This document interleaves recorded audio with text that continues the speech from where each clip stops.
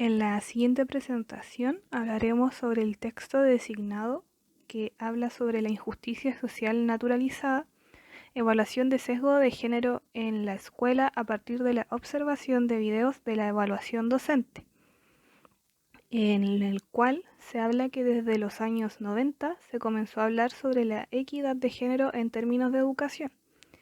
Aún así, no existe un instrumento explícito que vele por el cumplimiento de esta igualdad, por lo que se ha generado una reproducción de conductas que favorecen a lo masculino por sobre lo femenino, como puede ser en el caso de que un profesor o una profesora se refiera a sus estudiantes con términos masculinos, siendo que haya más mujeres en el aula que hombres. Frente a esto, Azúa y Farías nos presentan un modelo el cual guiará a las y los docentes a identificar su actitud en el aula, para así mejorar las interacciones entre docentes y estudiantes.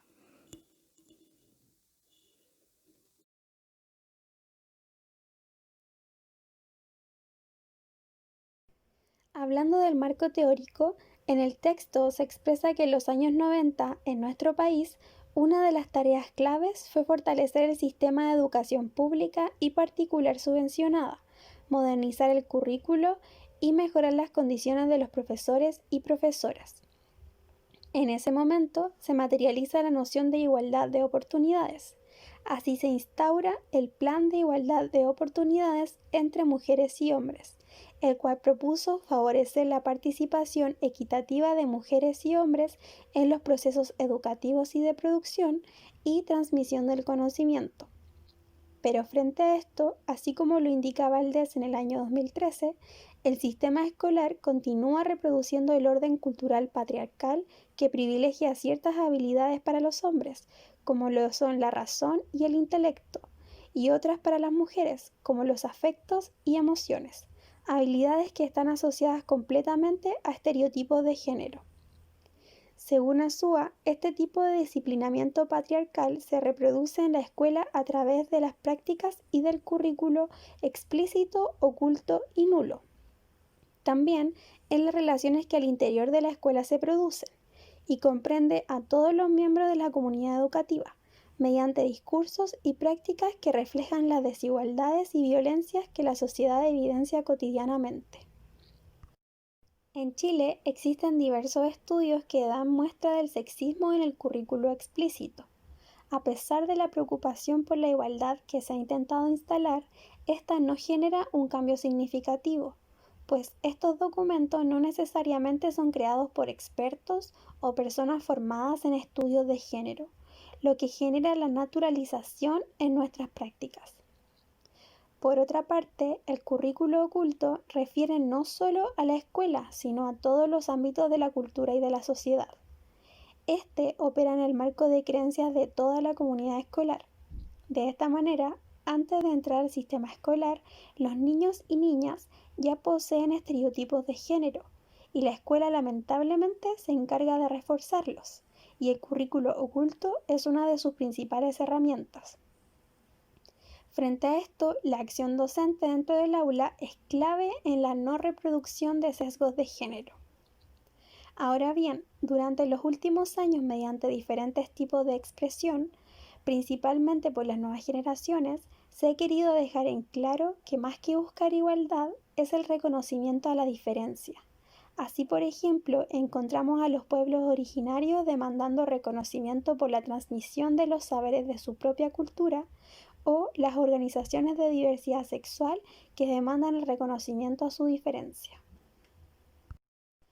Con respecto a todo esto, Azúa y Farías presentan un instrumento para develar las prácticas pedagógicas, con el objetivo de favorecer una cultura escolar más inclusiva que sea capaz de contener, valorar e integrar las diferencias. Este modelo propone una lógica clasificatoria para las interacciones realizadas predominantemente por el profesor hacia el estudiante y se constituye en una herramienta para el diagnóstico del profesorado respecto de conductas que contribuyen o dificultan una educación no sexista. Partiremos por definir cada escalón de la pirámide. Como base se encuentra invisibilizar, Con esto se refiere a que no se reconoce la discriminación de género, ni siquiera se perciben las diferencias, traduciéndolas en discriminación y violencia de cualquier tipo. Se marginan y ocultan todas las expresiones o formas de conocimiento que no entren en lo masculino o femenino. El segundo escalón es rechazar. Aquí sí se identifica la diferencia, pero se violenta y rechaza, imposibilitando reconocer el problema y avanzar para su desarticulación. El tercer escalón es naturalizar. Aquí los estereotipos de género se naturalizan a tal punto que no se cuestionan. Muy por el contrario, se legitiman haciendo irrealizable la posibilidad de cambio y la transformación. El cuarto escalón es modificar. Este es uno de los niveles superiores y se encuentra aquí porque no solo identifica la existencia de sesgo y discriminación de género, sino que avanza hacia su desarticulación a partir de su identificación y cuestionamiento explícito. Aquí se critican los cánones de masculino y femenino. El último escalón es transformar. Esta se establece como una ruptura del orden actual para avanzar hacia un cambio civilizatorio cultural que establecería nuevas formas de relación e interrelación entre los miembros de una comunidad en las que la discriminación y el sesgo de género no serían posibles. Para entender de mejor manera este modelo, se postula que la discriminación de género es predominantemente incivilizada y cuando se hace explícita, en general o se rechaza o se naturaliza. Y lo que la comunidad escolar debe aspirar es a modificar para finalmente transformar las prácticas discriminatorias y sexistas al interior de ella.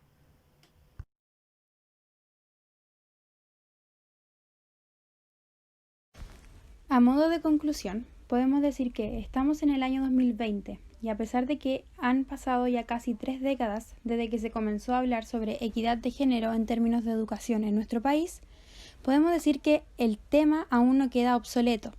Se sigue hablando sobre una posible equidad de género. Sin embargo, nosotras sentimos que no se debería seguir hablando sobre equidad de género, sino que debiese ser una realidad. Y aún no existe un instrumento explícito que detalle y que vele por esa igualdad o por esa equidad de género.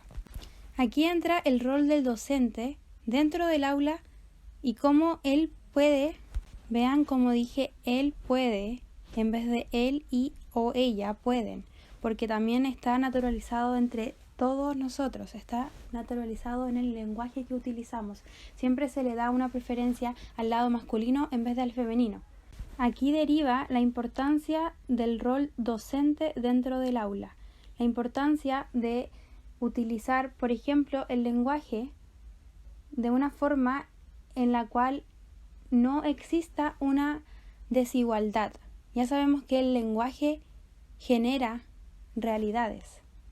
Entonces, es importante que los docentes utilicen esto a su beneficio para poder terminar con los sesgos de género.